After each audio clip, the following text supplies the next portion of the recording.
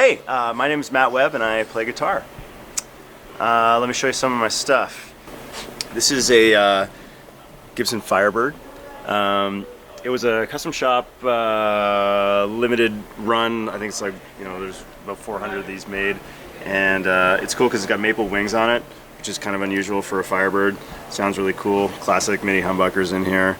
I tuned this guy up the whole tone, the whole guitar, and I use it for the opening and closing track, which would be Astoria and End of an Era in our set. I like it a lot.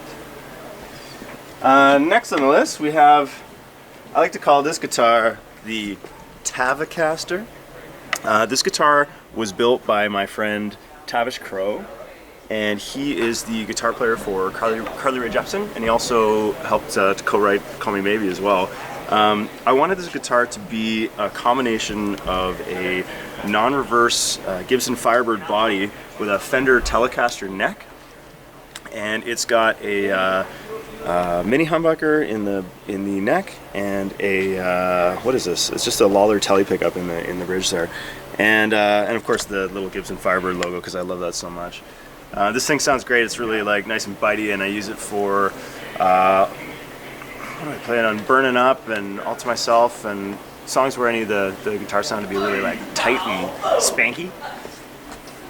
It's one of my prized possessions. This is a 1972 Fender Telecaster thin line. It's all original. It's the same guitar that the guy from Coldplay uses. I know Josh was talking a little bit earlier about the wide range pickups, but these were that's what these things are right here. Very, very great special sound to them. This guitar is actually serial dated the end of 1971, so it would have been the part of the very first run of these guitars, which is awesome. And it's black, original finish, not a scratch on it except for all the belt rash that I put on it, but they're born to be rocked. Love it. This guy here, this is called a it's a Duesenberg Star Player, and it's got this wicked black sparkle finish on it, which I really, really love. The late Glenn Frey called these Duesenbergs the Cadillac of new guitars, and they truly are. They're the most just so well manufactured. They can take an absolute beating. This guitar's been smashed around more than you can believe, and it survives like no other. It sounds great, plays in tune, it intonates beautifully, and it's just a really treat to play. I'm a huge fan of Duesenberg stuff. I've got like 4 or 5 of them at home, and I've continued to own them forever. In fact, I'm so confident in these guitars that I would say that in 50 or 60 years, these will all be worth just a ton of cash, like the old Gibsons and Fenders are of the 60s, just because they're so well built and there's really nothing like them out there.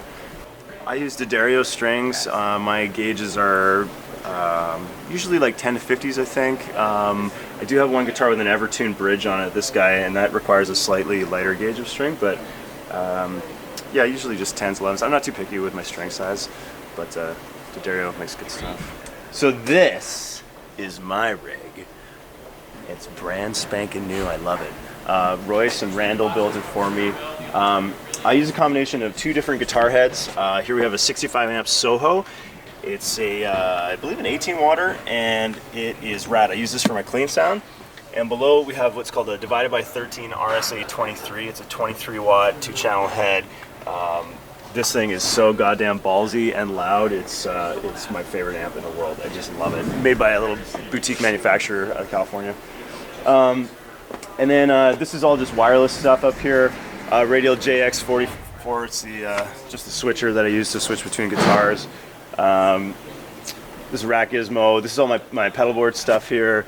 Basically, I don't do any switching on stage. Royce, that guy over there, handles all my guitar tone changes, and it's all just from here, which is very convenient for me and very inconvenient for him. Pedals, I'm a huge fan of the Empress brand. They're manufactured in Ottawa in Canada. I've got a compressor, I've got a tremolo, and I've got a tap delay that are rad. Actually, sorry, tape delay, but it's a tap tempo. Boss Chorus pedal, classic 80s pedal, Voodoo Lab Sparkle Drive, and then there's just a Boss equalizer in there, which I use in Burning Up in the bridge to make that sort of Fine Young Cannibals tone. And then below that, we've just got a couple of radial head loads. These are just cabinet simulators and attenuators for amps. So we don't use any cabs on stage. There's 0 stage volume. All the guitar stuff runs into these beauties, and then it feeds out to the board and into our ears and into the front house. And they're a great tool because it keeps everybody's hearing in check and emulates or simulates the sound of a live cabinet and does a really good job at it. So highly recommend radial head loads. They're beautiful. Used by Sting and all kinds of big performers all over the world. And lastly, and most importantly, we have Roadcase Panda. He just sits up and just watches me play every night.